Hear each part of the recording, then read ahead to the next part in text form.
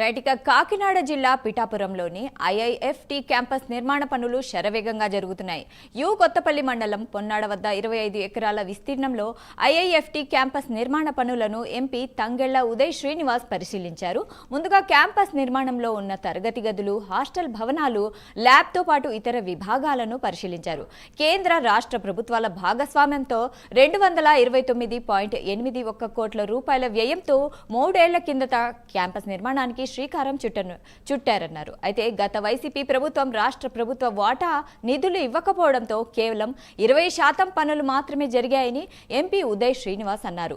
ఈ దశలో కూటమి ప్రభుత్వం అధికారులకు వచ్చిన తర్వాత తాను వ్యక్తిగతంగా దీనిపై దృష్టి సారించారన్నారు.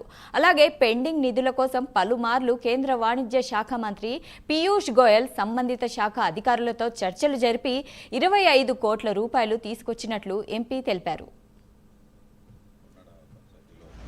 ఎప్పటి నుంచో వేచి చూస్తున్న ఒక ప్రెస్టీజియస్ ఇన్స్టిట్యూట్, అంటే గత 15 సంవత్సరాల క్రితం ల్యాండ్ అలాట్ చేసినా సరే అది అలా స్లోగా ముందుకు జరుగుతుంది.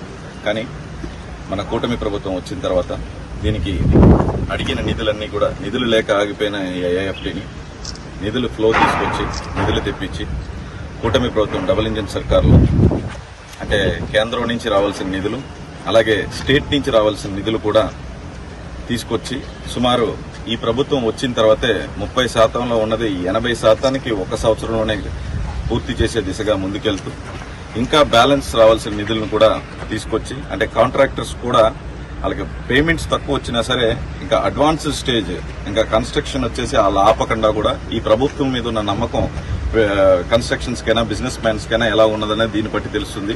బిల్స్ లేట్ అయినా పర్వాలేదు, ఈ ప్రెస్టీజియస్ ఇన్స్టిట్యూట్ కన్స్ట్రక్ట్ చేయాలని చెప్పి SRR constructions through NBCC and IIFT all the stakeholders in this institute, prestigious institute ని చాలా వేగవంతంగా పనిచేస్తున్నారు.